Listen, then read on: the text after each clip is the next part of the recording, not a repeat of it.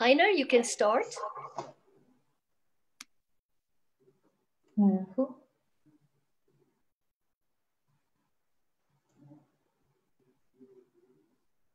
Voilà, le micro est activé. Et où il est le chef? Il est là. Non, c'est le chef. Ah, dans la ville d'Estrosi.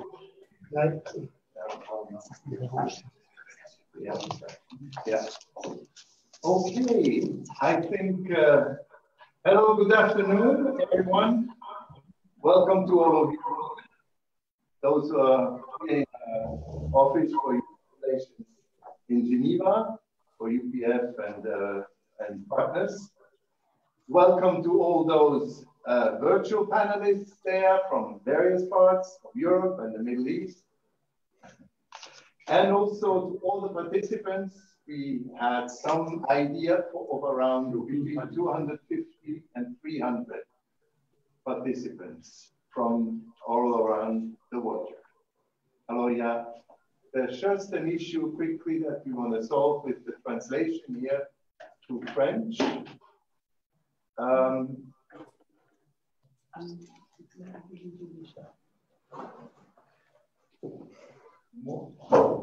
Yeah.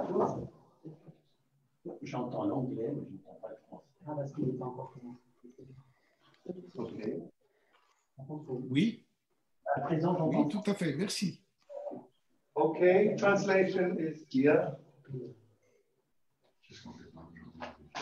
Yeah, it's amazing. So, anyway, welcome again. So we have translation now. Everybody is satisfied? Very good, very good. So, as I said, welcome to all of you.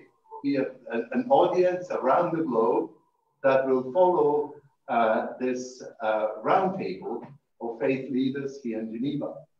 So I would like to start maybe to first introduce my co-moderator.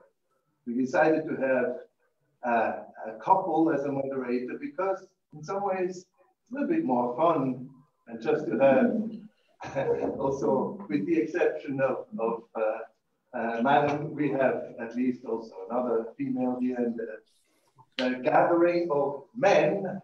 So Caroline. My name is Carolyn Hankin. I am the director of the United Nations Offices for the Women's Federation for World Peace International. and I have been the coordinator of the Model UN Youth Interfaith Council project since 2009. Hello, everyone. And she is my wife. And I am Not only co-moderator, but also we don't share just the same conference, but also we share the same building and two different organizations. But anyway, good to be together. My name is Heiner Hanschen. I'm coordinator for the main organizing, main organizer here, which is the Interreligious Association for Peace and Development here in Europe, Eurasia, and the Middle East. And it's my great privilege to explain to you shortly the background of this conference and the roundtable that we wanted to organize today with the title Empowering Youth for Peace through Interreligious Cooperation, Education, and Humanitarian Action. The Universal Peace Federation, which is the mother organization of the IAPD, has over the past 15 years, together with partners like the Women's Federation and others, organized a large number of events in the field of interreligious cooperation at the United Nations, or also the Ecumenical Center of the World Council of Churches, the International Labour Organization, and other international organizations and sites and places. We had planned that this two-day event would be an event that would include visits to the different places of worship, the synagogue, the mosque, the cathedral. But because of the pandemic, we had to kind of reorganize our way of handling this. I think all of you know on the screen, you would have been in groups of 6 or 7 visiting the different places of worship and then coming back together to report your findings. Yeah. So actually we have been strongly supported in these efforts to organize this meeting today and these 2 days by the Reverend Bill McComish, as well as Mr. Hafid Wadiri, who was really, both of them were a great inspiration and gave us great support, also an understanding in what ways this special interfaith alliance here in Geneva, which is quite unique, could come about. Sadly, to COVID-19, we couldn't manage to bring all youth here, and we decided to choose a webinar instead. And the Zoom event, it will somehow replace that presence of young people. And the Zoom event will be tomorrow. There will be a whole day Zoom event. And today, this will be basically a live event that will be televised all over the world. Now, I mean, one thing can be said, COVID-19 in many ways causes a lot of troubles, but if it wasn't for COVID-19, we couldn't have participation from all over the world, like 300 that are on somehow today. And the small round table in our UN offices couldn't find audiences and youth participants from all over the world. Maybe the crisis carries also a blessing in disguise, as we often see and experience. Before I give the floor to our great faith leaders and distinguished panelists, please allow me just to say a short word about the key figures here. One key figure here in Geneva, who was so most instrumental through his tireless efforts for interfaith harmony. And I believe all of you here, you agree with me when we pay tribute to Reverend McComish, who actually wanted to be here but is currently hospitalized. Unfortunately, sent his excuses, his apologies to not be able to attend. But he said, I just talked to him on the phone a few minutes ago. He said he was so moved, so many people called him up and expressed that they really cared about him, and he felt that this was really a great testimony and such a deep friendship beyond faith and beyond different and groups and religions. So we wish him certainly now a quick recovery and hope that he can quickly be again with us. One final comment on a practical note. As this is meant to be not only interreligious or interfaith meeting, but also intergenerational. And as you can see, we have not only the faces there, but behind them, many faces of youth who are sending their questions to them to relay to you. We would like to ask that the speakers here speak only 6 to 7 minutes, even though we know you would have so much to say, but so we can have time for the interaction later. Thank you. Okay, so now without further ado, let me introduce the first speaker. I have the honor to present here Rabbi François Garay, who is the president of the Geneva Spiritual Appeal.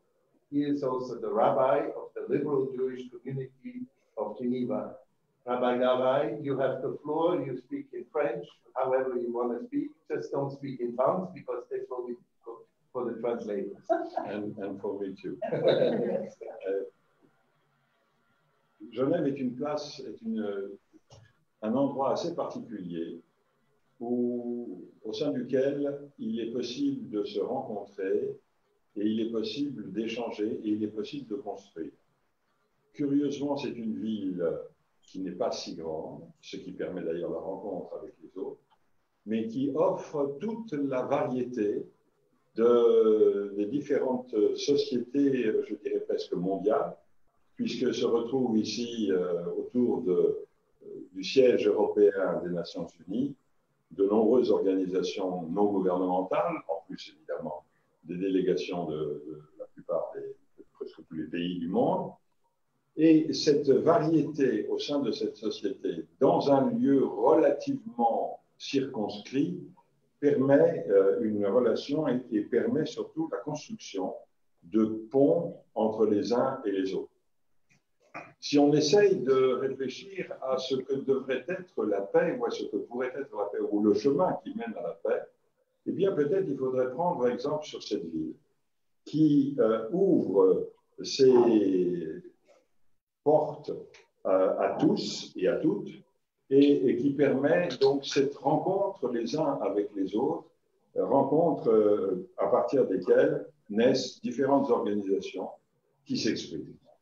Évidemment, nous sommes autour de cette table de nombreuses personnes qui représentons ou qui sont de religions différentes, mais au-delà de nos croyances et au-delà de nos religions, il y a cette conviction qu'il est possible, tout en restant totalement soi-même, de se rencontrer avec les autres, d'échanger avec les autres et de construire avec les autres une ombrelle, une umbrella, comme on dit en anglais, à l'intérieur de laquelle les échanges sont possibles et à l'intérieur de laquelle, surtout, des échanges qui prennent en compte l'existence de l'autre, qui prennent en compte ce que l'autre peut ressentir, qui prennent en compte sa spiritualité au-delà de son attachement religieux ou au-delà de sa définition religieuse,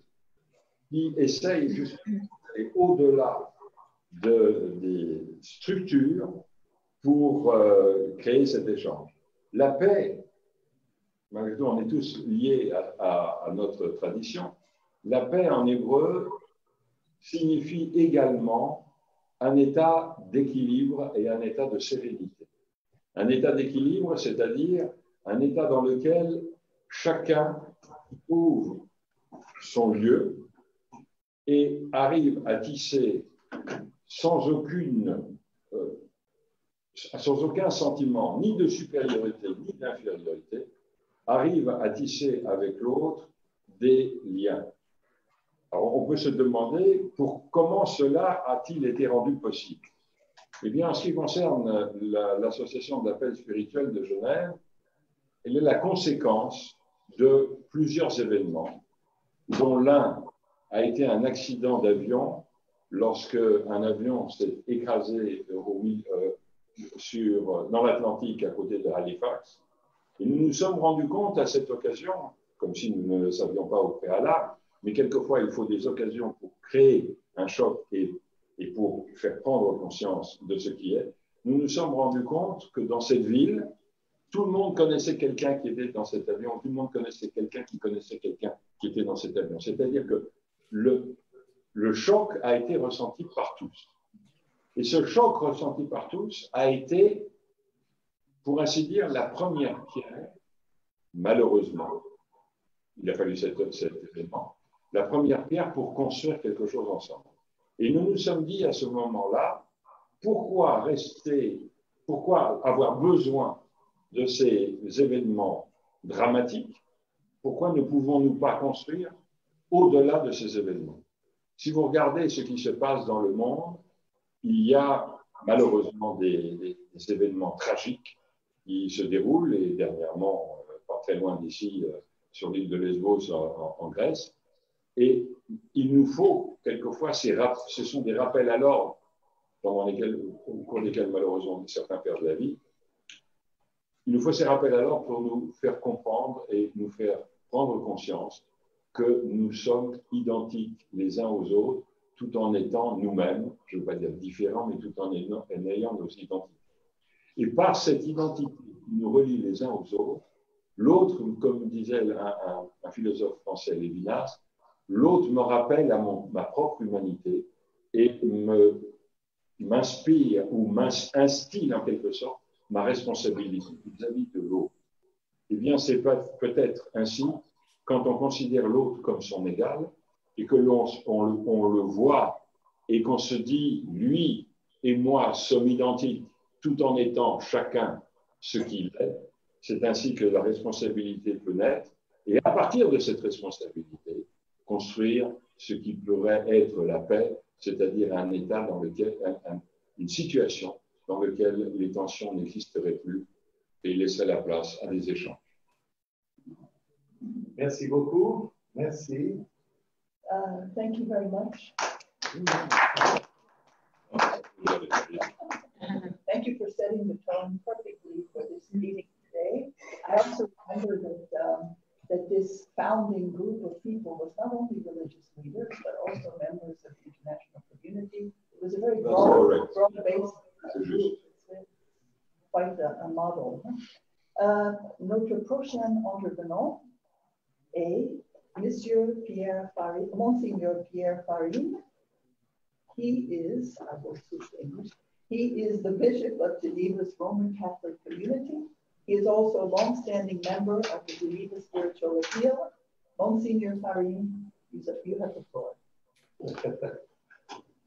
Moi, je suis parti d'un événement. C'est l'événement fondateur des chrétiens. Au matin de Pâques, Jésus ressuscite, il rencontre ses disciples, ses apôtres, et qu'est-ce qu'il fait? Il les salue, la paix soit avec vous. Ce qui m'a toujours frappé, c'est qu'il a dit la paix soit avec vous, et non pas l'amour soit avec vous, le bonheur, je ne sais pas tout quoi, mais la paix. C'est donc que la paix, c'est quelque chose d'extrêmement important.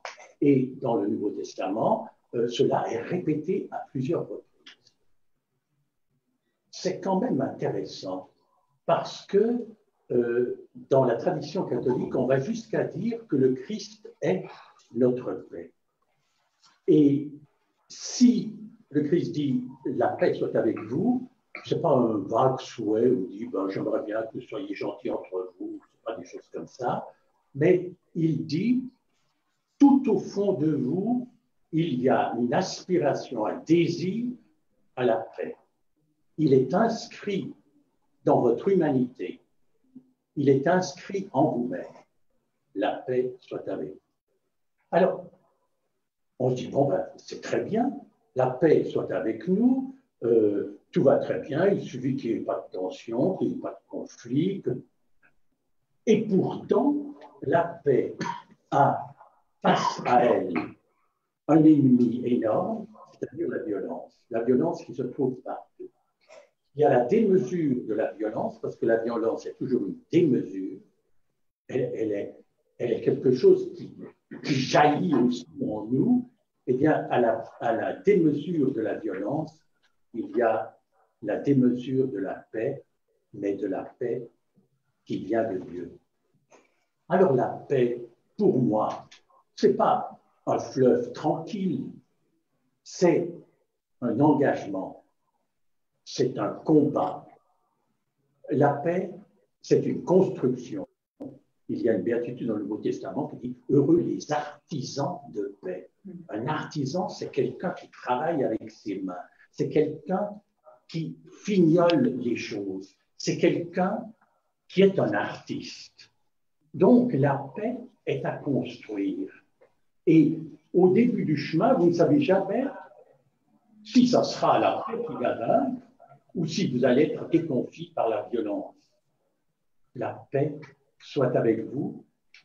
La paix nous est donnée.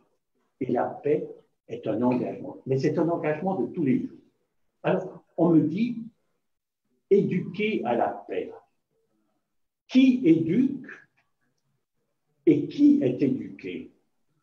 Alors, dans une conception pyramidale, on dira les adultes éduquent à la paix et les enfants sont éduqués à la paix. Non. Chacun est éducateur à la paix et chacun est éduqué à la paix jusque dans le plus grand âge. Le petit enfant, devant mon appartement, il y a un tas de petits enfants qui s'amusent. Le petit enfant qui va vers sa copine ou son petit copain et qui lui serre la main parce qu'ils se sont disputés. C'est des instruments de paix, c'est des artisans de paix. Le chef d'État qui mène des négociations hyper difficiles pour précisément établir des relations bonnes, c'est une éducation à la paix. Donc nous sommes tous éducateurs depuis le plus jeune âge et nous sommes tous éduqués à la paix. Alors c'est ça, au fond, le message que je voudrais passer, dire la paix, c'est ma responsabilité personnelle. Je n'ai pas besoin d'attendre 6 ou 8 ans pour aller à l'école pour être éduqué à la paix. Je n'ai pas besoin d'attendre ma vieillesse pour être éducateur de paix. J'éduque tous les jours, à chaque instant, dans chaque relation, dans chaque pas que je fais, je suis éducateur et éduqué à la paix. C'est un appel que je lance pour finir. Voilà, merci. Merci beaucoup, Monseigneur. Thank you very much, Monseigneur. I think it's a wonderful message from somebody who has really, I think, long experience and great wisdom. We are really grateful for your input. Now, as a next speaker, I am so pleased and happy to have Reverend Dr. Simone Singh. She is a theologian and ordained pastor. She is with the World Council of Churches. You are Lutheran, right, originally, because in English they translated it with evangelical, but that's not true. You're evangelischer Bund. And Dr. Singh joined the faculty of the Ecumenical Institute in 2018, combining teaching at OSCE with program executive responsibility in the World Council of Churches Commission on Faith and Order. I got that right. Yeah, Dr. Singh, you have the floor. Thank you. Thank you. Good afternoon to those around the table. Good afternoon to those who join us via Facebook or Zoom. It's a joy for me to be here with you. The two speakers have spoken about the profound spiritual nature of peace. I would like to focus in and zoom in on the question of empowering youth. And I would like to remind ourselves of a UN Security Council resolution that was passed 5 years ago in 2015. It was a resolution on youth, peace, and security. And this resolution marks a significant shift towards recognizing youth as agents of peace. And I think we as religious representatives, we need to affirm that UN resolution. We need to clearly say, yes, young people are agents of peace. Actually, I would go even further. I would say they are pathfinders for peace. often we underestimate the potential and the competence of young people in peace building. Often we rather think that young people are troublemakers rather than peacemakers, because young people have a clear sense of justice. Young people have a clear zeal for ensuring sustainable future. And because of that, young people can be angry about the situation as it is. And I think if we use that energy that is there, we can use it for building peace. I think especially in questions of injustice and in questions related to ecology. Climate urgency is just one example. Now, I work in an ecumenical institute with young people, and what amazes me is that I see every day that young people build new coalitions. They build new networks. So they actually go beyond our institutions. Each one of us represents an institution. But young people often go beyond institutions. They see coalitions, they see connections, they see links where we don't have eyes to see them. And this is very important. Even our own organization, the World Council, when people started to think about this at the beginning of the 20th century, it was the student Christian movement who actually started and gave energy and vitality to the ecumenical movement, because these students had an imagination that went beyond, because these students had a commitment that went beyond. And I think this is what we need. It's not that we need to get rid of institutions. We need structures and institutions, but we need to go beyond that in order to build peace. I would like to just make 3 important points. For me, these are 3 pillars for empowering youth. We have learned we need youth participation in governance structures. It's not just that youth are kind of giving interesting messages.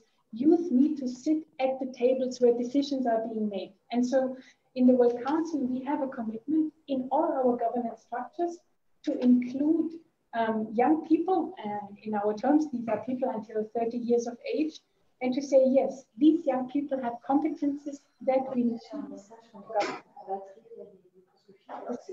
is young people need access to the best possible education. Many young people around the globe, it's a struggle to get to education. It's a struggle to get to interreligious education, because we, interreligious institutions, think we have to protect them with our own churchyard. No, we don't. We have to let them go out, let them go visit places of other faiths and come back and really enter into a process of interreligious learning. Thirdly, we have to allow young people to really do interfaith action. Oui, mais tu entendais bien et t'entends. Demonstrate, like Fridays, demonstrate for a change in our economic policies in relation to ecology. So we have to see the vision that young people bring and kind of embrace that vision and move forward together with young people. Each year in summer, we have an interreligious summer course at WOSE. And some of you have been part of that, so I'm very glad that we continue to work together. Thank you. Now, last year we had the course on belongingness. We live in a global world, but still in a global world, we need concrete belongingness. And I was amazed to see the young people debating what it means for them to belong to a community, what it means to belong to a society which is plural.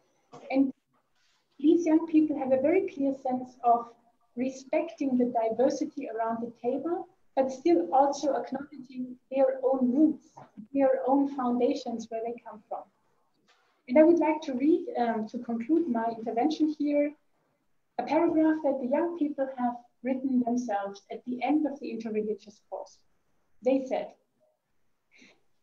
in a media-driven age, quick to polarize based on otherness, we realize the pressing need to let religious groups speak for themselves, in an effort to eliminate prejudice on both local and local level. Encountering one another in relationship is the first step of reducing the us versus them dichotomy that so much of is acting in. Through our personal encounters, we build interreligious networks that are able to inspire one another to do good works and engagement with civil society as fellow faith actors in the global community, not enemies.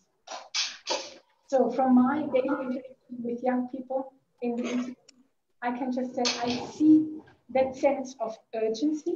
We need to do something, but also that sense of imagining a future together.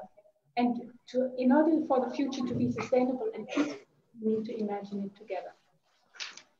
Merci. Thank you very much, Dr. Singh. It was, you pointed out many important points, and we're happy to hear about the great work that is being done in the World Council of Churches, and especially this the kind of thinking behind bringing young people, this intergenerational aspect. Actually, yes. As you said, and even as you said, we have there's this benefit for everyone. Actually. And just to say a word about our youth who have prepared this event. In fact, part of this event was recommended for the SDG Action Zone, which is a project of the General Assembly, which is happening tomorrow through the 24th. And this was written up and proposed to them as a project to sort of fit into their what they're trying to collect of what youth are doing around the world at this time. So, yeah, thank you very much. And our next speaker, Mr. Hafiz Barbier, President of the Foundation L'Onde Reconnaissance, Interknowing Foundation. He has been a foundation member, or he is a foundational member of the Geneva Spiritual Appeal. For 30 years, almost 30 years, he was the spokesperson of the Fondation Culturelle Islamique, the Grand Mosque in Geneva. Mr. Barbier, you have the floor. Merci. Tout d'abord, je suis particulièrement ravi et heureux d'être parmi vous pour célébrer la Journée internationale de la paix. Et en ce qui me concerne, permettez-moi d'abord de commencer par ma petite histoire pour aller vers la grande histoire. Ma petite histoire, c'est comment est-ce que j'ai découvert que la paix était une nécessité vitale pour tout être humain. Je suis né dans un pays où immédiatement j'ai connu la guerre et en tant que jeune, nous étions laissés en marge parce que les adultes étaient occupés à savoir qui allait gagner cette guerre sans se poser de questions sur les dégâts importants que cette guerre allait entraîner. Donc, c'est pendant cette période que je me suis rendu compte de l'importance de la paix, tout simplement parce que durant 7 ans, tous les jours, tous les instants, nous espérions la paix. Mais nous ne savions pas comment cette paix pouvait venir puisque les adultes étaient entêtés à vouloir continuer la guerre. La seule personne qui a attiré mon attention sur le sens de la paix, c'était mon grand-père. Et il ne cessait pas de me répéter, malgré mon jeune âge, un verset du Coran qui disait « S'ils s'inclinent à la paix, incline-toi avec eux et aie confiance en Dieu. » C'est vrai que c'est resté incrusté en moi, dans mon esprit, dans mon âme, dans mon cœur, ce petit verset qui me demandait de m'incliner à la paix si les autres s'inclinaient à la paix, ou si je m'inclinais à la paix, j'invitais les autres à s'incliner aussi avec moi dans la confiance de Dieu. La confiance est essentielle.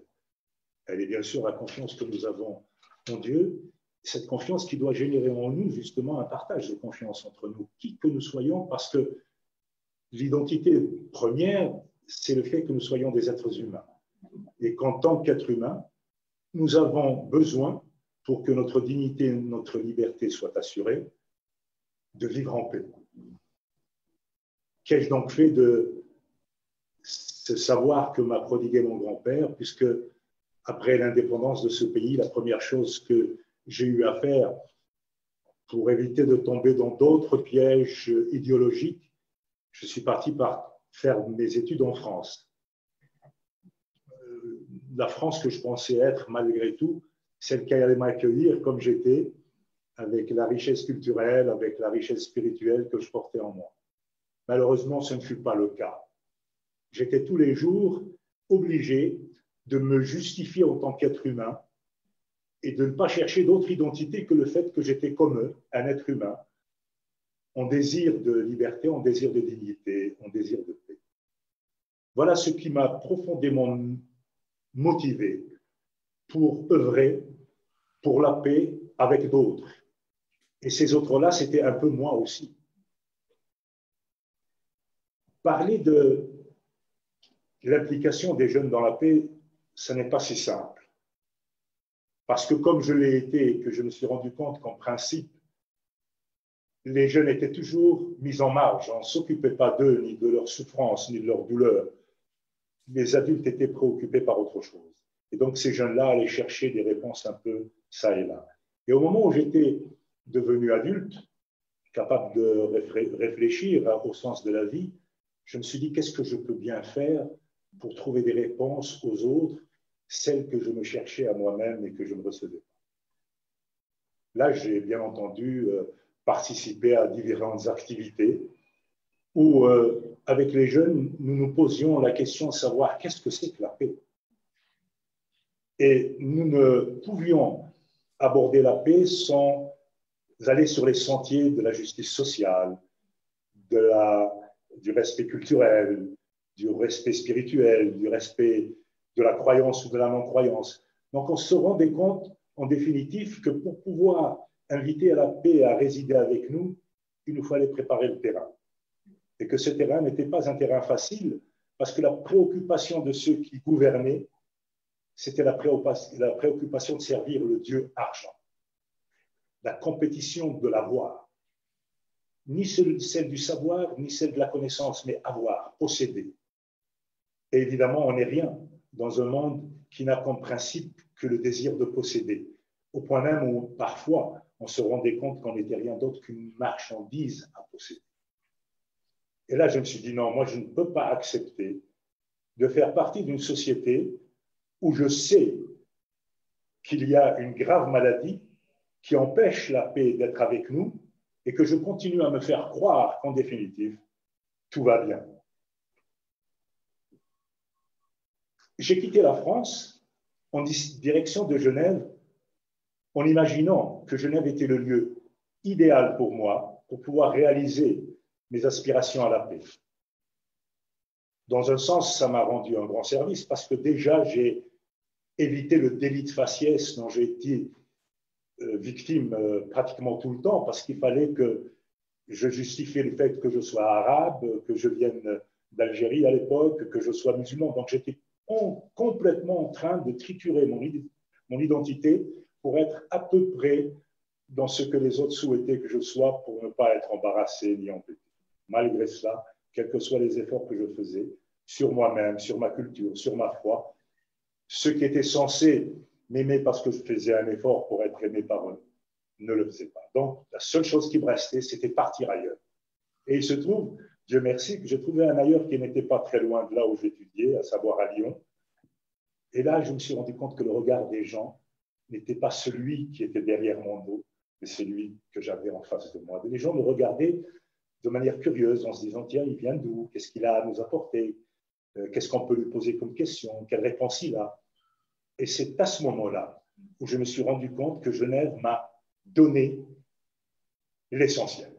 L'essentiel pour me reconstruire d'abord dans mon propre patrimoine spirituel, culturel et ainsi de suite, mais aussi quelque chose à partager avec les autres.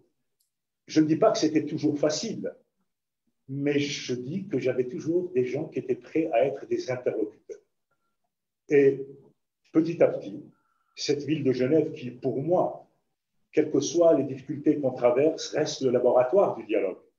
J'ai rencontré des personnalités qui m'ont invité à parler avec eux, à échanger, à dire ce que je savais, à écouter ce qu'ils savaient. Et pour moi, ça m'a permis véritablement d'œuvrer pour l'humain.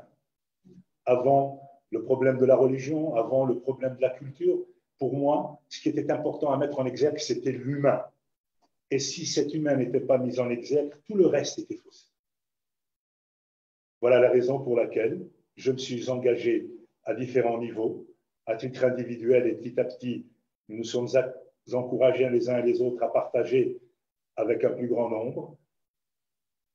On pourrait en dire beaucoup.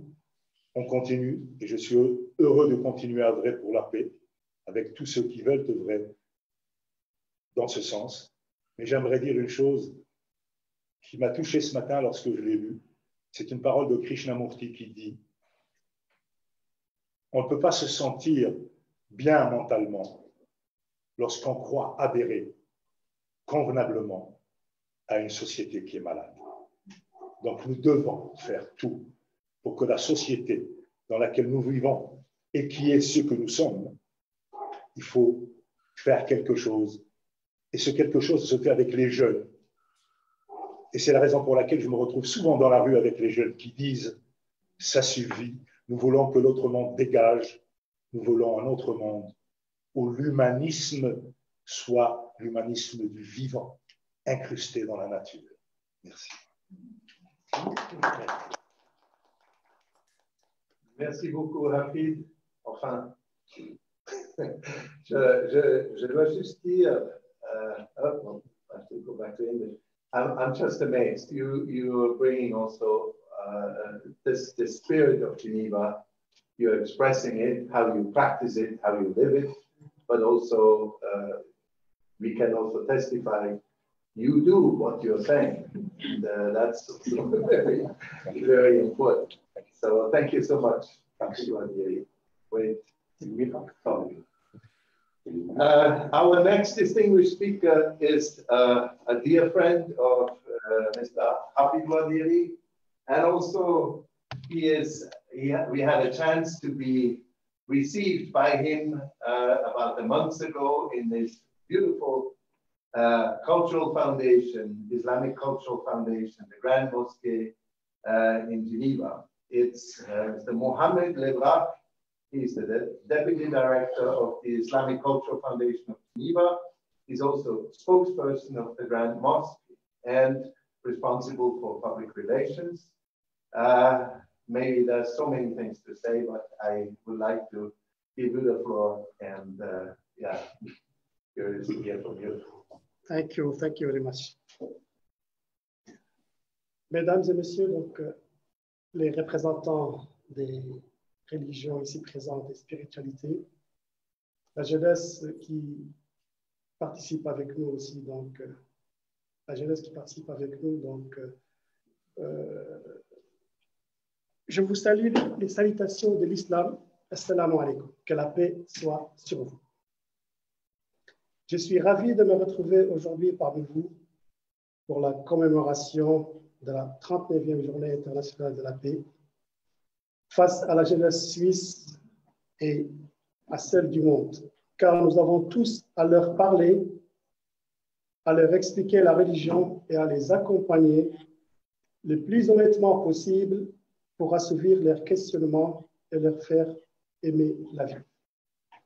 En islam, nous aimons la vie et nous aimons le partage. Et notre devoir aujourd'hui, c'est de le faire savoir à tout le monde et de réhabiliter l'image de notre religion souillée ces derniers temps par des intrus qui galvaudent nos valeurs, diabolisent nos préceptes et s'en prennent à l'esprit de nos jeunes. Aujourd'hui à Genève, cité bigarrée, carrefour des civilisations, moule des meilleurs brassages culturels, notre rencontre s'enchasse sur de nombreux élans pour la paix, initiés ou soutenus par la Suisse, par l'ONU, par l'AIPD et par les structures honorables ici représentées physiquement ou via le Zoom. Au centre des efforts pour établir la confiance et la coopération interreligieuse, nous privilégions d'aller aux jeunes, de leur offrir une fenêtre sur notre religion, d'expliquer l'islam et de reconquérir dans l'esprit collectif et dans l'imaginaire des profanes cette confiance ébranlée. En fait, cette confiance est tellement nécessaire pour jeter les passerelles du contact, construire les ponts de l'assurance et ouvrir les autoroutes de la reconnaissance mutuelle. Ainsi, en tenant compte à notre différence, qui reste l'expression de la beauté du monde, nous revendiquons notre droit à intégrer la communauté et prenons l'engagement, du moins au nom de l'islam vrai que nous représentons, de toujours tendre la main, de toujours accepter l'autre et d'œuvrer pour un monde pluriel où les civilisations renoncent à l'affrontement. Nous saurons travailler ici et à travers le monde sur une capitalisation des potentialités offertes par la technologie afin de divulguer l'esprit de contact, de briser les voiles de la peur et d'asseoir les bases d'une culture de l'échange, du rapprochement et de la sérénité. Mesdames et messieurs, jeunes du monde, les cloisons de la différence doivent être dépassées et je vois que les représentants des autres confessions présents à ce panel sont la preuve vivante d'une réelle dynamique des esprits qui doit prévaloir et s'étendre dans le respect ferme des particularités civilisationnelles pour une paix durable, conçue par tous et défendue par chacun. La culture de la tolérance passe par le respect mutuel, par l'intensification des contacts interreligieux dans le but de désamorcer les intelligences et d'orienter le monde avec une neutralité vers un espace de communion et d'échange constructif. Je crois que c'est pour ça que nous sommes réunis aujourd'hui et que nous disposons avec un parterre aussi connu, aussi qualifié, des atouts nécessaires pour relever les défis et vaincre les conjonctures. Je compte alors beaucoup sur le résultat de ces rencontres et me permets d'adresser à l'avance mes chaleureuses félicitations et mes remerciements à l'AIPD, aux représentants des religions et à tous ceux qui ont voulu servir la paix en venant écouter ou exprimer à partir de cette tribune leur choix actif d'un monde sans haine, sans rejet, sans exclusion, sans violence. Voici mon désir à moi, c'est certainement le vôtre. Nous avons donc le même combat et la même mission. Allons-y. Merci. Thank you very much, Mr. Ledwell. So thank you for the good work that you do in your mosque with the youth to develop that. And we look forward in the future to working together with your community. Our next speaker is coming to us from, I'm not sure if it's North Africa, maybe he will have to tell us. But Bonjour. Sheikh Khaled Bentounes is not with us in person, but he is on the screen.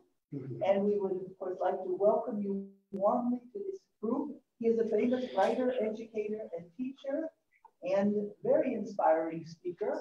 I hope it's okay I say that before you start, but I'm sure you won't let us down. He is an international key person of interfaith dialogue and cooperation. He is the spiritual leader of the Sufi Brotherhood, Alawaya, and he is joining us, actually, maybe you'll have to tell us from where. From your living room, anyway, or your office. Please, you have the floor.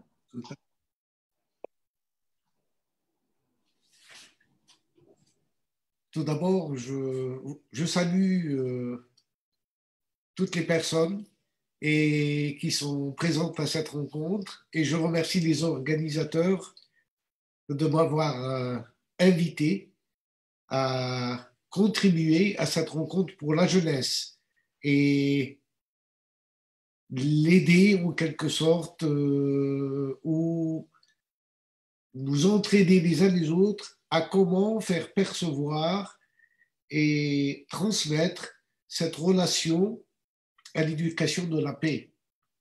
Car elle est, pour moi en tous les cas, l'essentiel des messages que la tradition ou les diverses traditions religieuses nous ont transmises. Et je voudrais bien que nos jeunes puissent découvrir que la paix n'est pas seulement l'absence de conflit ou de guerre, mais que la paix est une énergie constructive, individuelle et collective. C'est la paix qui est source de tous les biens matériels et encore plus les biens spirituels. Un homme en paix avec lui-même, avec ses voisins, avec le monde, avec la terre, avec les créatures, c'est un être qui suscite une dynamique de prospérité, à la fois pour lui, mais à la fois en synergie avec l'environnement dans lequel il vit. Il faut que nos jeunes comprennent aujourd'hui le défi qui attend l'humanité, les défis climatiques. Nous vivons une crise profonde, peut-être même une mutation. Nous allons passer peut-être d'un monde à un autre. Et le fait même qu'aujourd'hui, ce monde de la séparation, qu'on le veuille ou pas, il sépare les familles, il sépare des pays, il a arrêté toute une économie.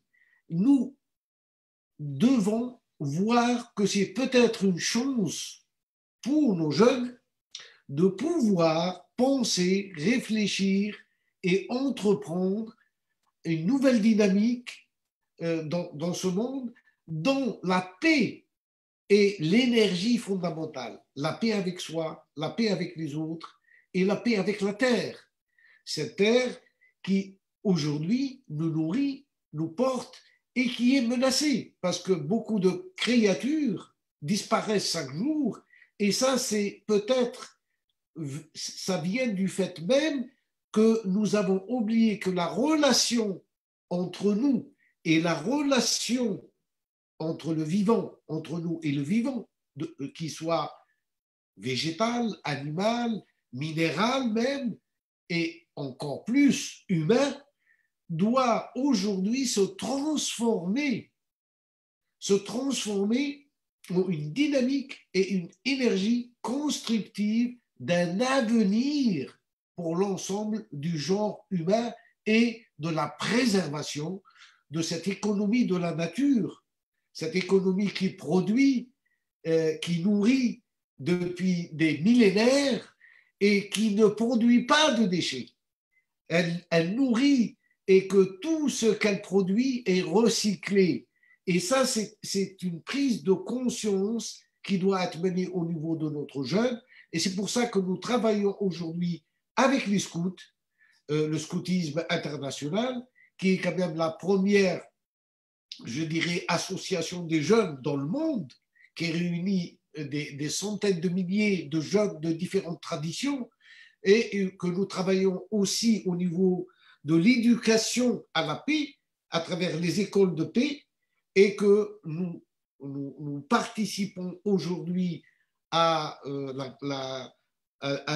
l'édification d'un pavillon de la Maison de la Paix dans une exposition internationale qui va se dérouler en Hollande en 2022, où il y aura parmi tous les pays, et il y aura de grands pays qui vont faire participer à cette exposition, au cœur et au centre de cette exposition internationale, il y aura une exposition de la Maison de la Paix, où les gens pourront venir s'initier à la culture de paix, à l'éducation de la paix, au programme et à la méthodologie qui est mise au point. Et je voudrais que Genève et l'ensemble de ces associations qui aujourd'hui portent ce projet de l'appel spirituel de Genève puissent faire de Genève un lieu où on vient se nourrir, se cultiver, apprendre comment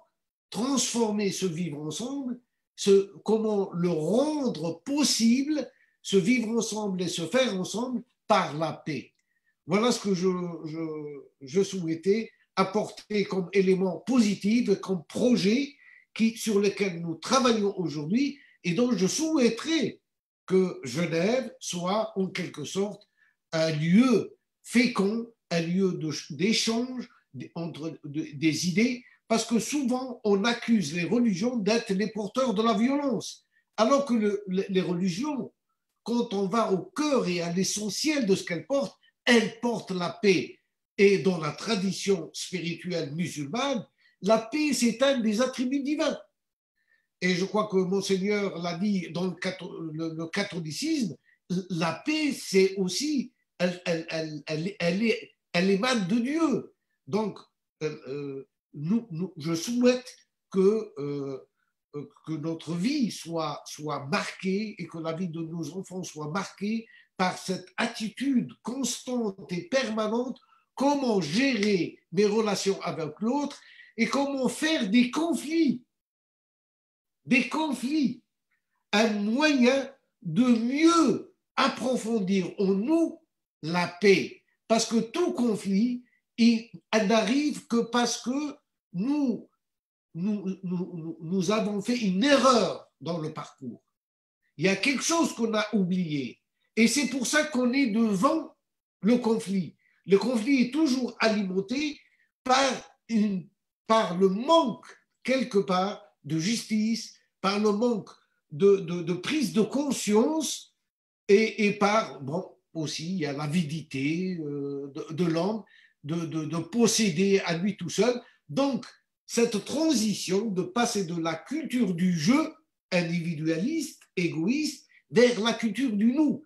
Apprendre à un enfant de 4 ans, de 5 ans, de 6 ans à dire notre terre au lieu de dire ma terre, de dire notre mère au lieu de dire ma mère, c'est quelque chose de très important. Ou de dire ma ville ou notre ville. Donc ça ouvrir la conscience de nos enfants à ce nous rassembleur, à ce nous qui nous permet de donner le mieux de ce qu'on a aux autres, de le partager avec eux et de recevoir sa part encore plus enrichie et plus agrandie. Voilà. Et je vous remercie de cette initiative et j'attends avec impatience la rencontre du mois d'avril, la rencontre du mois de novembre et la rencontre du mois d'avril à Genève pour encore avancer et faire ce qui doit être fait pour nos générations, nos enfants, nos jeunes, pour les générations à venir et comment les mobiliser pour qu'ils puissent vivre dans un monde l'un avec l'autre et pas l'un contre l'autre. Merci beaucoup. Merci d'être venu de mettre de loin. Je pense que vous êtes en France plutôt, pas en Algérie ou au Maroc, non? En France, hein, actuellement. À Nice. Ah, Nice, d'accord. Enfin, votre message a bien résonné ici, donc sachez que la ville de Genève, c'est votre ville. Et notre communauté ici, c'est votre communauté. Donc, vous êtes bienvenus. Thank you very much. Thank you. Next speaker, last but not least, is Mr. Bashita Singh. He is the co-founder and vice president of the Chikudwara Temple of Geneva. He's also engaged at the United Nations with Center for Defense of Human Rights. And as my wife just told me, don't forget to mention, he is somebody who really defends the women's rights. So great applause for him. Welcome. Please, you have the floor, sir.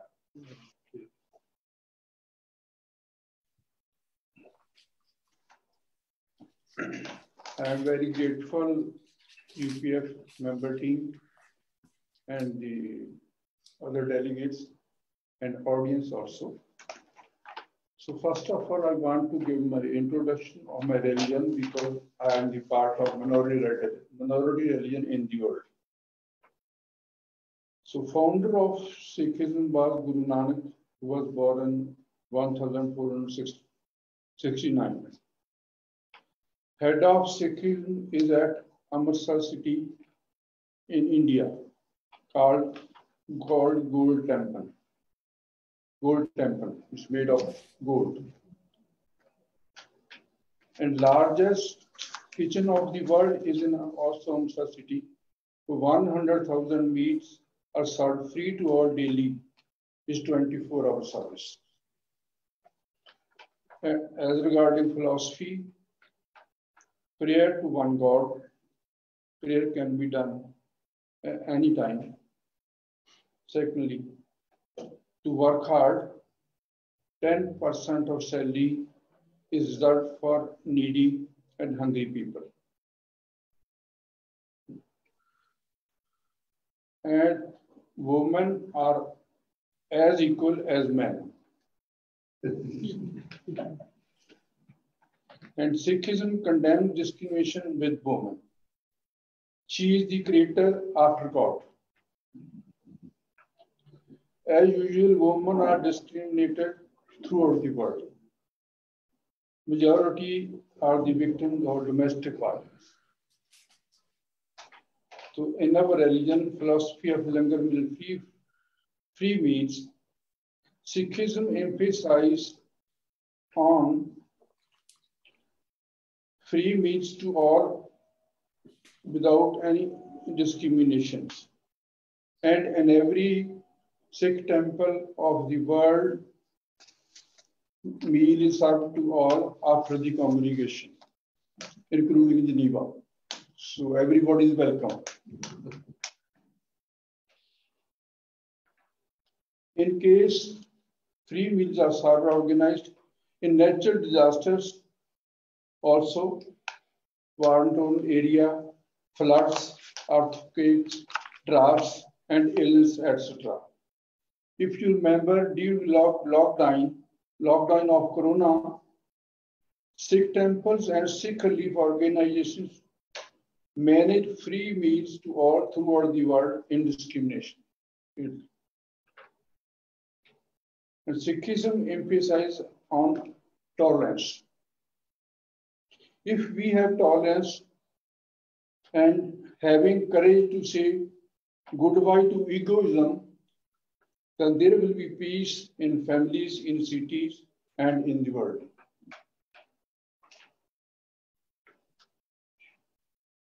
And Sikhs, as regarding in any conflict, they never attack women, children, old people, and unarmed men. And first of all, which I am anxious, our youngsters, they are going far from churches and temples and other religious centers. That's it's a choice, it's a challenge for us. How can we bring them? If they will be connected with the religion, if they will be linked with religion, then they will also follow, because from religion, you can find the peace.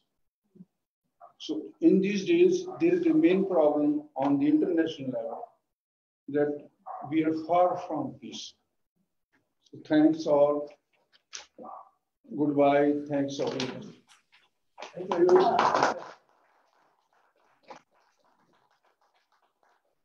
Thank you, Mr. Bashar Singh. We have actually been very welcomed at your temple several times, actually even in Zurich also. And in fact, the youth, even as we were just starting to develop this program, already we had the invitation from your community that the youth could, if they came to Geneva, they could have meals in your place. So this is really peace in action. Thank you very much. Thank you. Serving food to everyone. That's quite a wonderful heart and attitude, generous. Thank you very much. So, shall I? Yes. Yeah. So now we have heard from all of our distinguished panelists here. And now we want to give the floor to our youth. And Rabbi Kevin DeCarli, who is currently the president of the Interfaith Youth Council, will be your moderator from now on. Rabbi DeCarli. Thank you very much, Caroline Heiner. Thank you very much, distinguished speakers of the panel. It was a pleasure listening to you. Now, my youth delegates and I, we spent 2 sessions preparing the questions and discussing some issues and points. And now we're eager to start, and I would like to give the floor to Victor Régnier for the first question.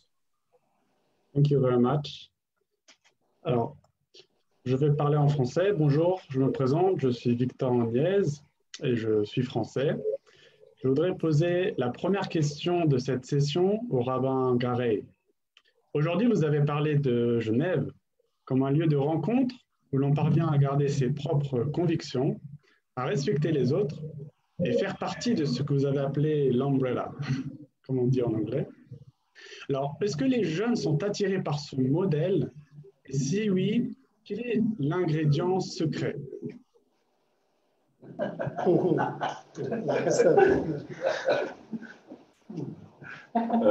Je ne sais pas si les jeunes sont attirés par ce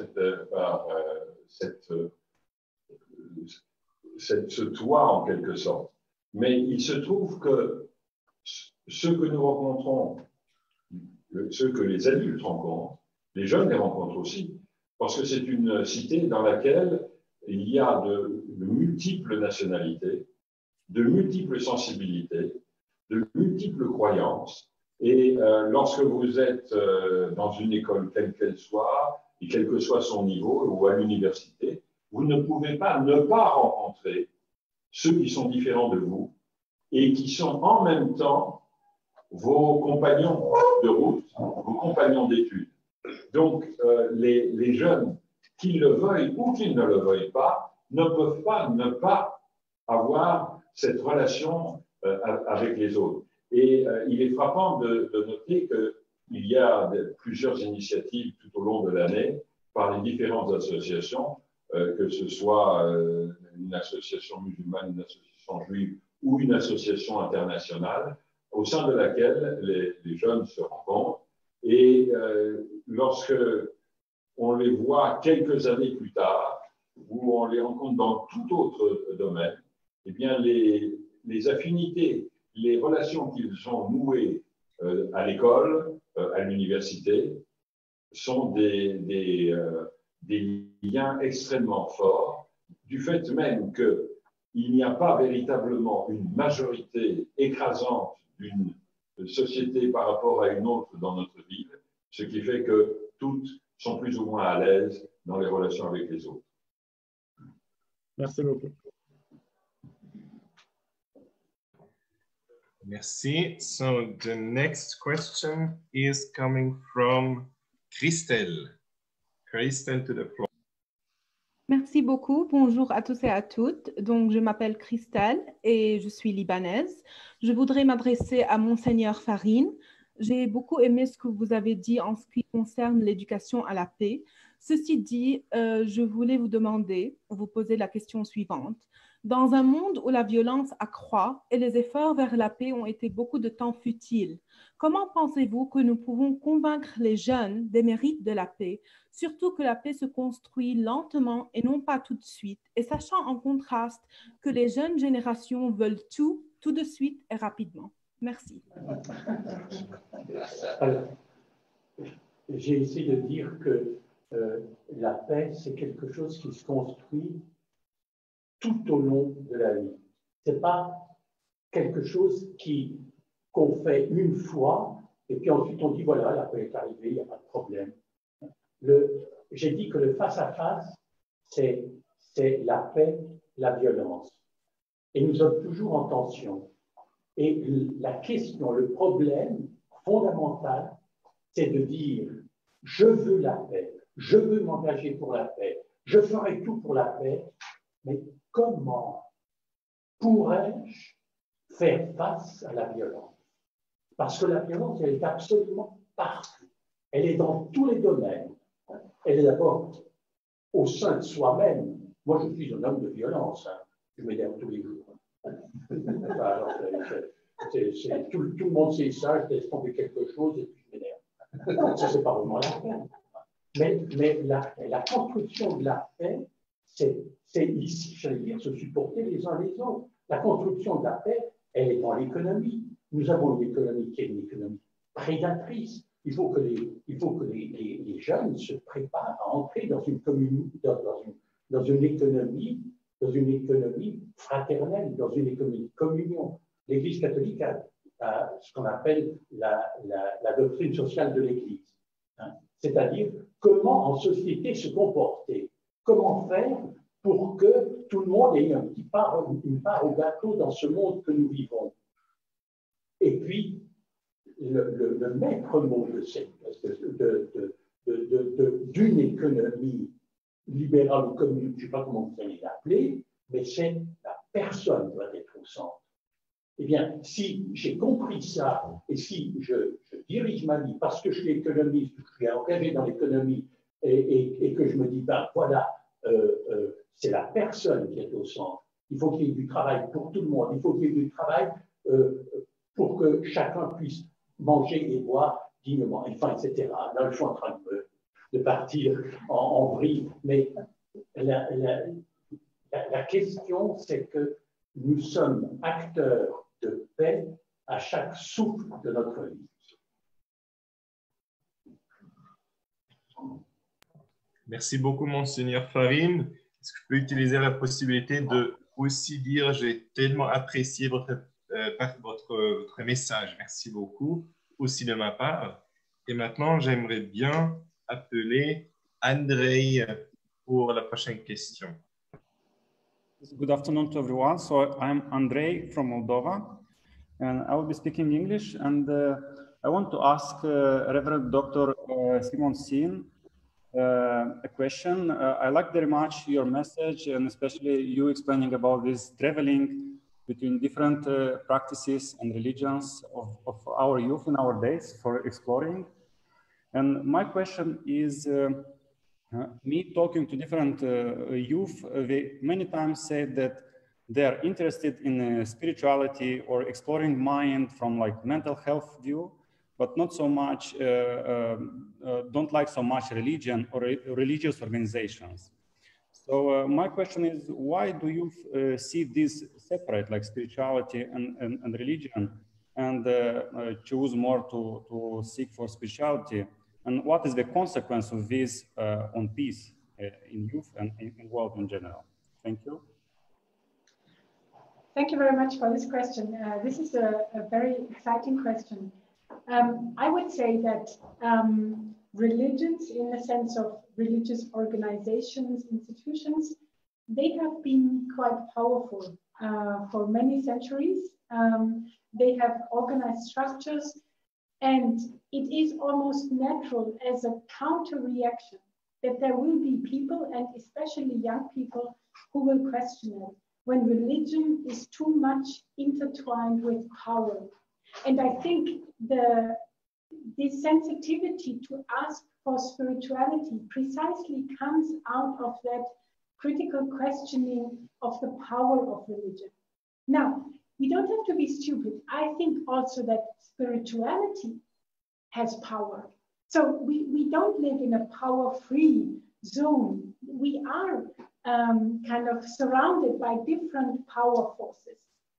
Now, when young people feel attracted to spirituality, they look for a power from within or for power from below. And when we talk about empowerment, I mean, in the very title of our panel today, we have the word empowerment. This means the kind of power that enables us to constructively build our societies. It's not a power over, but a power with. And for me, that's a big difference. Do we exercise power in order to dominate, to kind of have power over, or do we use the energy, the power that we have with other people? And for me, that is spirituality. Spirituality is to connect, to build bridges of understanding with others.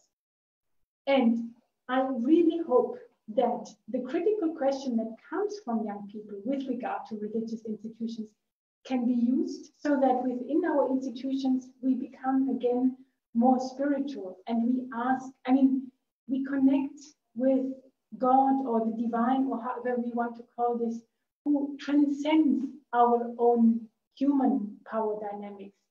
So I think this is so important in interreligious peace building, that we connect with the divine power in a way that questions domination and hegemony and builds up power from the people from below.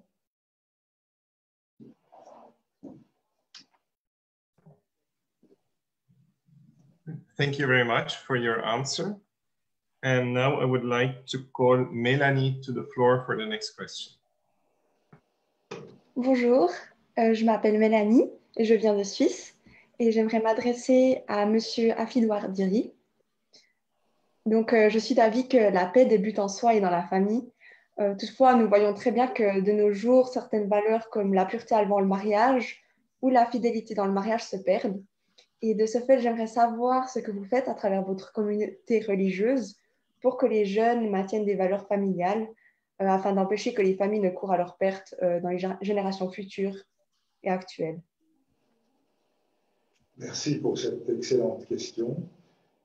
Je dois dire d'abord, en ce qui nous concerne au sein de notre fondation, nous travaillons sur notre connaissance, à savoir mettre les gens les uns avec les autres pour qu'ils puissent partager leurs connaissances, leur savoir et leur expérience de vie. En effet, c'est au sein de la famille que se prennent les premières leçons de confiance. Parce qu'aujourd'hui, ce que j'ai pu constater, c'est que souvent la religion est enseignée dans une pédagogie de la peur et de la culpabilité. Et je pense que c'est quelque chose d'extrêmement grave parce que c'est la pire manière de faire qu'un être humain n'a plus confiance en lui. Et donc, il faut, que ce soit au sein de la famille ou ailleurs, quelque religion que ce soit ou spiritualité, c'est qu'on enseigne ces valeurs-là dans la confiance et la responsabilité. Et donc, lorsque les jeunes viennent vers moi, je vous dirais franchement, je ne leur parle pas de paix immédiatement. Je les écoute et j'essaye de dégager de ce qu'ils ont voulu m'apprendre les parcelles de spiritualité, de désir de paix, enfin, cette part d'eux-mêmes qui est là à la disposition de la construction et de l'édification réelle de la paix. Donc, il y a des gens qui viennent, par exemple, en ce qui concerne l'histoire de la fidélité au mariage et ainsi de suite, ils viennent déjà avec l'esprit qui est complètement tordu par un enseignement qui a été fondé sur un type de mise en condition. Moi, je ne suis pas d'accord avec les mises en condition ou avec les peurs qu'on instille aux jeunes que s'ils ne font pas les choses comme on veut qu'ils les fassent, ils sont dans le péché, ils sont dans l'erreur, finalement, on les brode de culpabilité et on les bourre de peur. Ce qui est important pour moi, c'est que les êtres se débarrassent de cela et découvrent en eux-mêmes la confiance dont ils ont besoin de construire la grande confiance dont nous avons besoin pour vivre ensemble.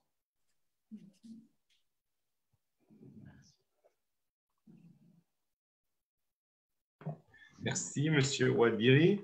And now it is time for Luke to take the floor and ask the next question. Luke, please. Hi, this is Luke Weiler-Hill. I'm originally from England, but I'm residing in Israel at this time. My question is to Mr. Mohamed Lavrach. I was very moved by your many good points that you shared with us earlier, our ability to accept one another, to go beyond our differences, and to have mutual respect to one another. My question to you is, what do you believe would be 3 practical steps needed to increase interfaith cooperation among our youth leaders from around the world?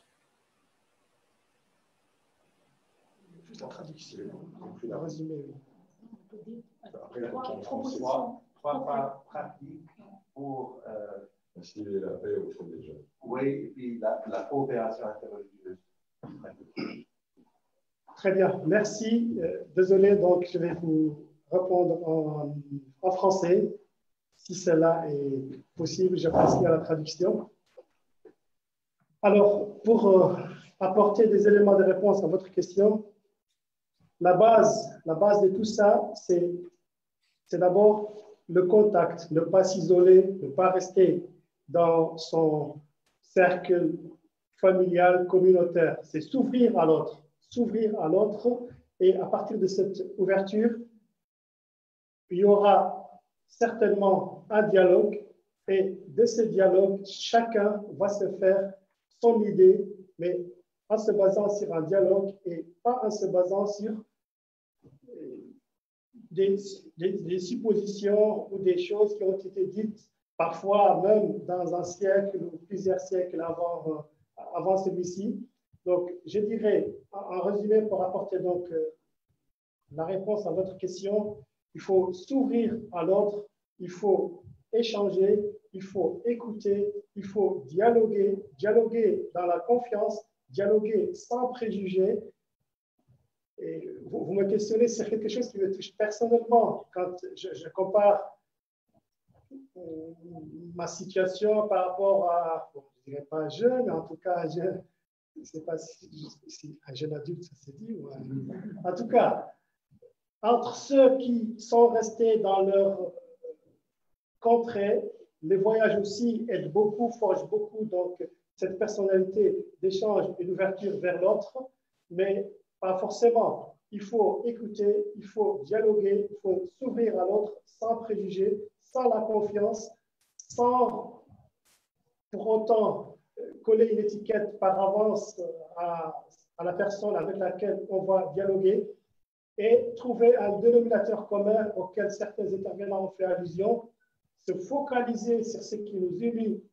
Et quand je regarde ce qui nous unit, tous ici ou ailleurs, c'est l'humain qui est en nous, cette humanité. On doit se focaliser davantage sur ce qui nous unit. Les détracteurs sont nombreux, ils ne veulent pas de cette union, ils ne veulent pas de cette ouverture, ils ne veulent pas de ce dialogue.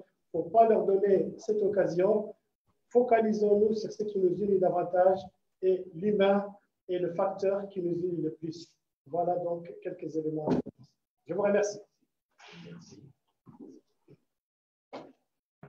Merci, Monsieur Levrac. And now I would like to give the floor to Lubna for her question.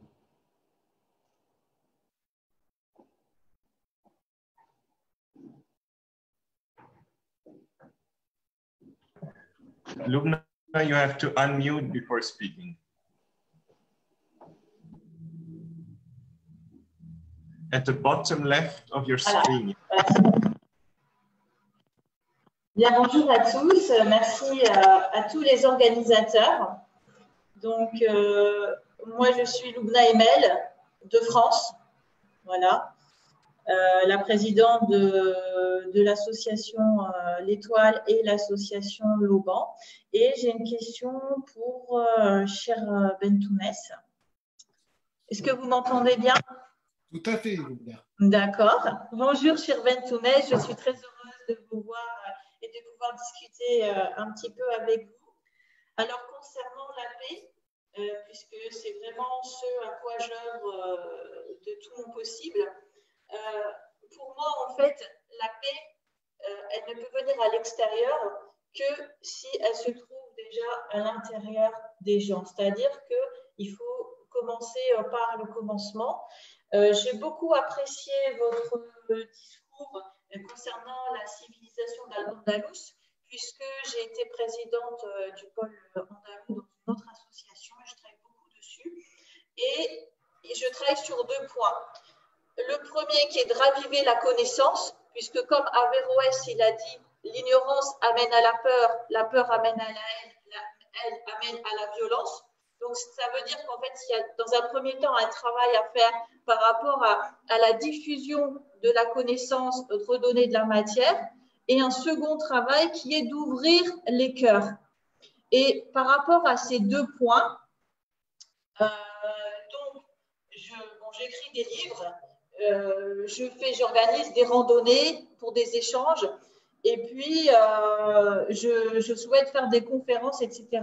Alors, par rapport à mes questions, en fait, j'ai deux questions en fait, qui sont rattachées. Premièrement, je sais que vous travaillez avec les scouts de France Et j'aimerais savoir si on pourrait coopérer, voilà, parce que j'avais un projet justement par rapport au scoutisme pour enrichir les liens entre les scouts musulmans de France et les scouts chrétiens de France autour des paroles de Saint François d'Assise et de recherches personnelles que j'ai réalisées.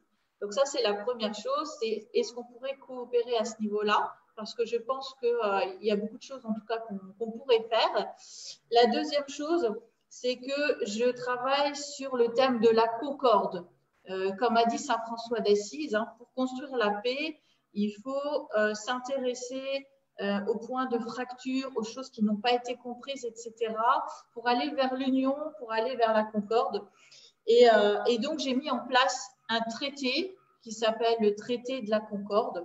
Et donc, l'idée, en fait, c'est de réunir différents intervenants religieux, comme c'est là le cas aujourd'hui, et de traiter plusieurs thèmes, en fait, jusqu'à essayer de clarifier un petit peu les choses.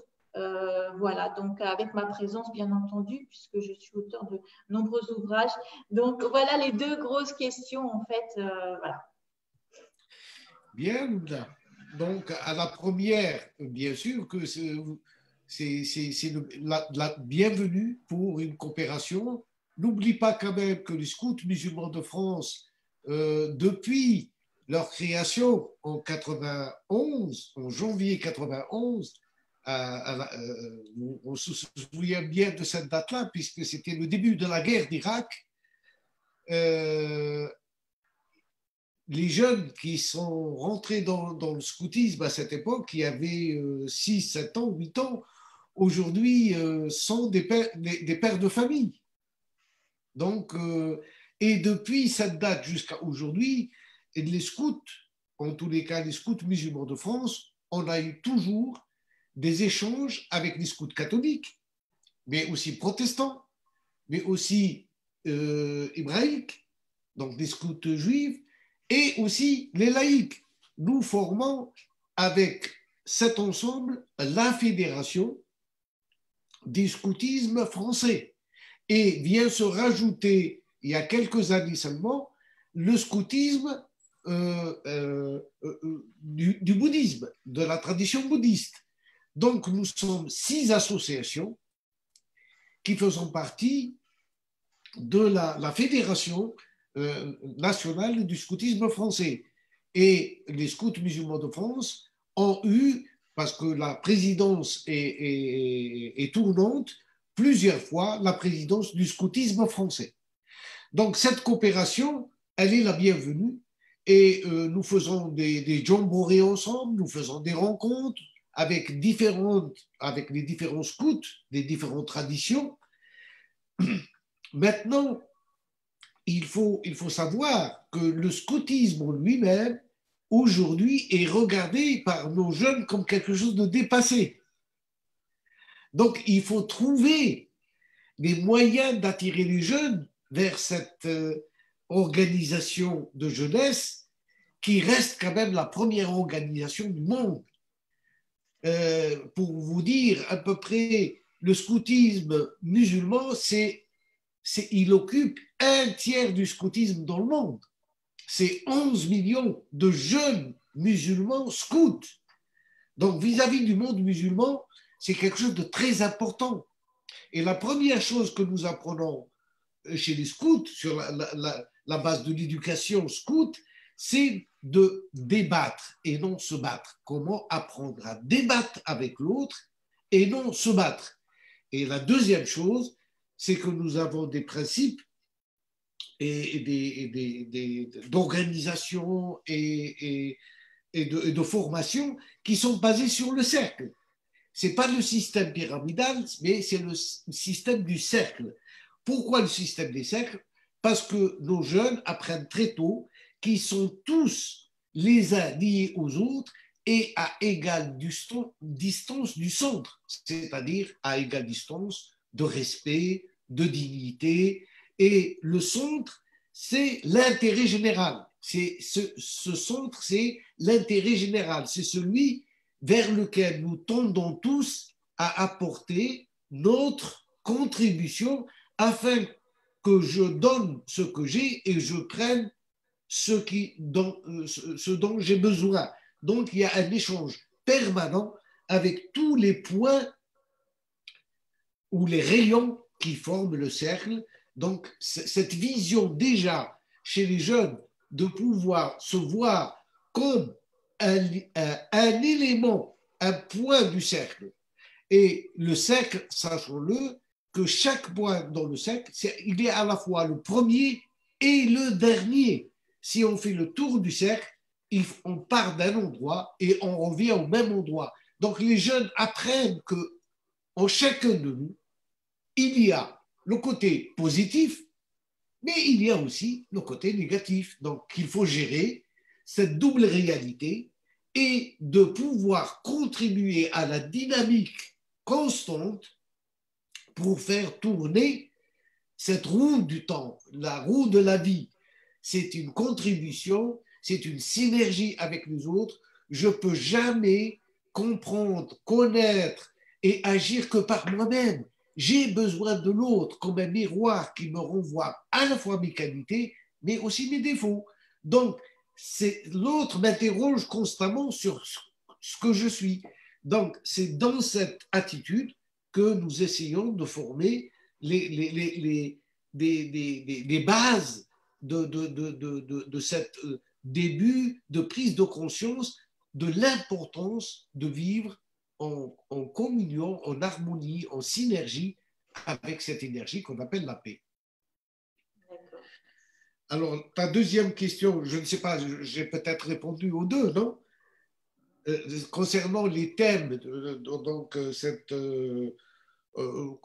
que tu appelles la concorde. Oui, en fait, j'ai mis en place un traité qui s'appelle le traité de la Concorde, qui vise en fait à réunir des représentants religieux et ensemble essayer d'apporter des solutions par rapport aux différents clichés, aux différentes choses qui n'ont pas été comprises, parce que je pense qu'à notre époque, c'est le meilleur moment puisqu'il y a l'archéologie qui a avancé, la recherche scientifique. Excuse me, I am very sorry to have to interrupt, but we are running out of time, and it is a very long and very specific question. That's why I would like to. Mais tu pourras m'écrire. Hein? Oui, d'accord, Yes. merci. Merci beaucoup. May I ask the leader of the panel, is it okay to ask one final question that we have taken from the long feed of attendees so that we can also include the youth that is not present? Sure. Or should we give back the word to you? No, it's okay. It's okay. One more question? So there is... Oh, we have a lot more questions, but I think looking at the clock, I would like to take the possibility. Collect them and send them to us, and we will forward them to. And there is one question that appeared in the chat from the participants that are not on the panel that I found very interesting, that I would like to give the possibility to be heard.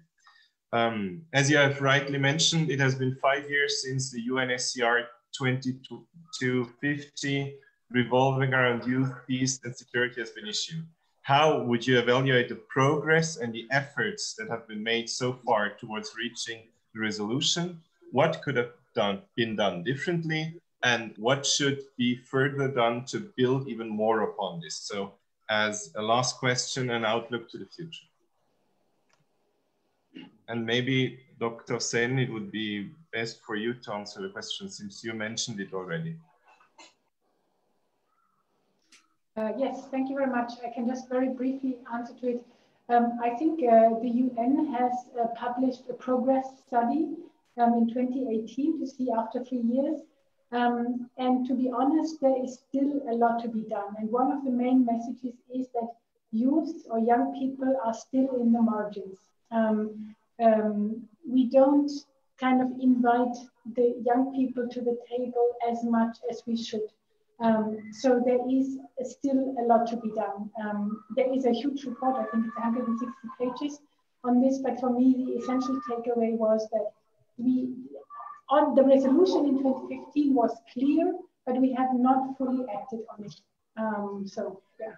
But I hope, and I think for me, actually, to be honest, this panel and the youth that I see now in Zoom and on Facebook is actually a source of hope because, and I see young women, I see young men from different religious communities. For me, that's a source of hope. So don't stay in the margins, but come to the center, come to the table, and not only ask questions, but give your statements as well. Thank you.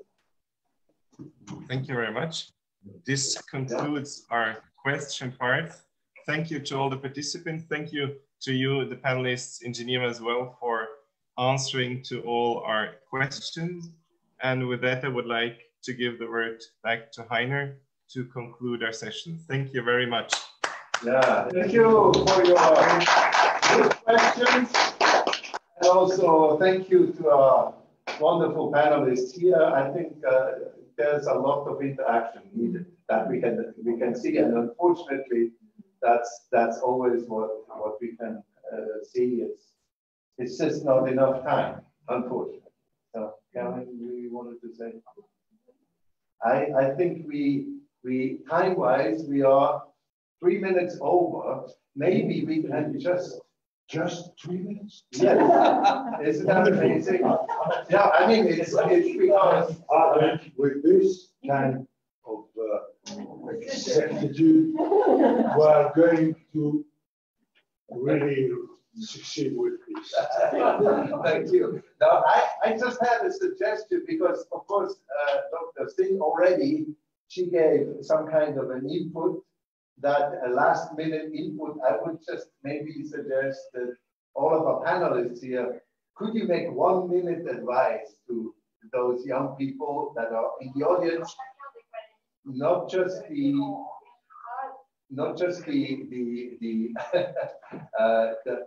6 or 7 youth representatives, but all young people here.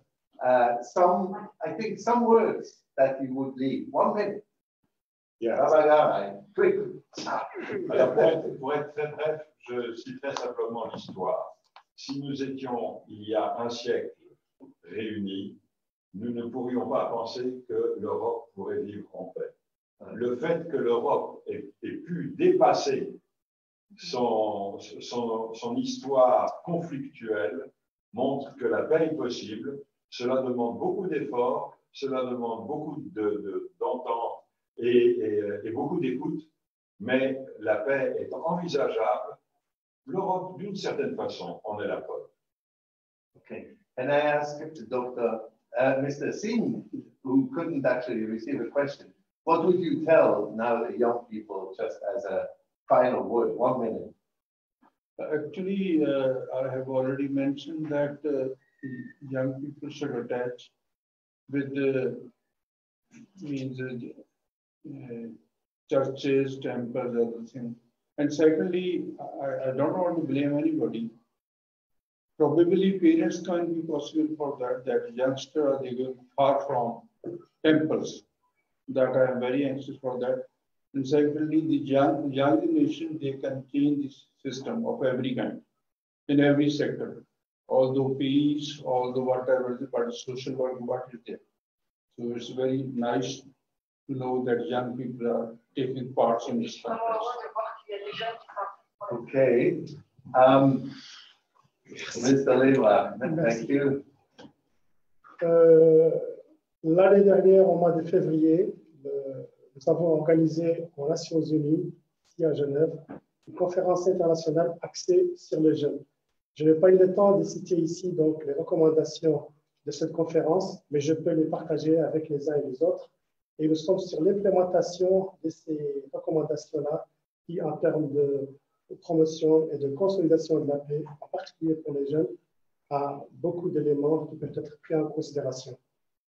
Par rapport à la paix, les causes justes auront toujours une solution. La paix est juste. Le chemin n'est pas évident, il est parsemé d'embûches.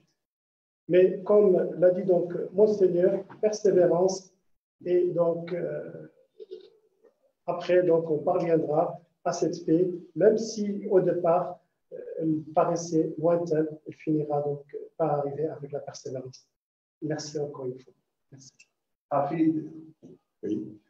Ce que j'aimerais dire aux jeunes du monde, c'est tout d'abord que nous n'oublions pas que nous sommes des gens privilégiés, comme cela a été dit. En Europe, nous vivons une certaine qualité de paix. Et bien sûr, la paix, ça se partage. Et il est important que nous soyons capables, nous, les privilégiés de la paix, partager cela avec les jeunes qui vivent dans des pays où la paix, ils n'en ont jamais entendu parler, où la justice sociale, ils ne savent pas ce que c'est, où l'ignorance domine et elle devient même sacrée. Donc, il est important d'inviter à la table du dialogue de la paix des gens qui ont ces handicaps-là pour qu'on puisse, avec eux, être sérieux et cheminer ensemble vers une paix qui est la paix de tous. Merci, Hafid. Et Monseigneur, vous avez la dernière parole de cette journée. Je me demande si c'est un privilège. Si c'est un privilège, il est redoutable. Mais, eh bien, puisque j'ai la dernière parole, mais après tout, nous venons de vivre un moment de paix ensemble. Et Dieu sait si nous sommes différents les uns des autres. Alors, la paix, c'est quoi? C'est tout d'abord l'estime de soi, c'est l'estime des autres et reconnaître ce qui me plaît chez l'autre, rechercher ce qui me plaît chez l'autre et puis mettre dans l'ombre ce qui ne me plaît pas. Devant la violence, qu'est-ce que je fais? Devant la violence, j'essaye de la transformer en paix. Merci beaucoup. Thank you very much. So, at this time, of course, we have Sheikh Bentounes. I should also give him a chance to say. Sheikh, si vous avez la gentillesse de nous offrir quelques paroles de fin de la conférence.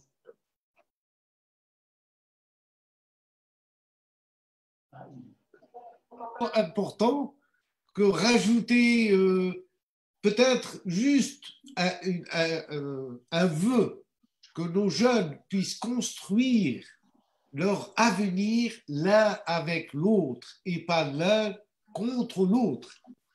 Il n'y a pas d'avenir s'ils ne se mettent pas ensemble pour construire le monde de demain.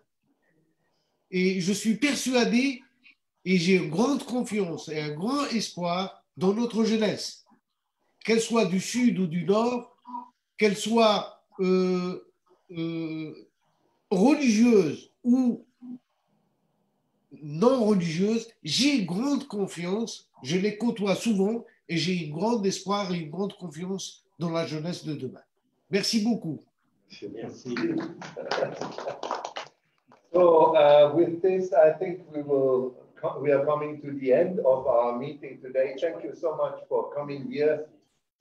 You were not discouraged by COVID-19, and the social distancing that we practice is not internally. We felt we should come closer to each other's hearts, despite our different perspectives and faiths and creeds. So I think that's a very, for me, a very precious takeaway from this meeting. Peace, it is possible among the various faiths, and this is wonderful as a wonderful conclusion. Now, you wanted to say something about tomorrow. Can I say something about today? Awesome, okay. Yes, I just want to say thank you so much. I really feel honored that we could sort of offer this platform for you to come. And even though the interaction seems so smooth and so peaceful between you, I think it's not because it was so easy to develop, actually. I think for years, especially the core of you, have been building up this trust that is really like, it's like contagious. And it's really very, very powerful. And I hope we can help to, and now kind of going into the youth sector. And I think it's very, very hopeful for the future. So, yeah. And for tomorrow, of course, this is just the first of a two-day event. Tomorrow morning, we have another session at 11 o'clock, and that is the role and importance of youth in society. And that will be not just religion contributing, but that will be the opportunity for culture, politics, economy, development, policy making to explain what they are doing to empower youth and how they are valuing the contribution of youth. So we hope you will join. We hope you will join. The youth will be talking. And then in the afternoon, there's actually this Model UN Interreligious Youth Council will be holding their assembly at 2 o'clock. So we invite you all. Have time. Yeah, that's exactly. And we are, I think with this, we are at the end. And please forgive us that we took 10 minutes over the time. So thank you very much, everybody. Big applause for everyone. Thank you. And see you again. Thank you.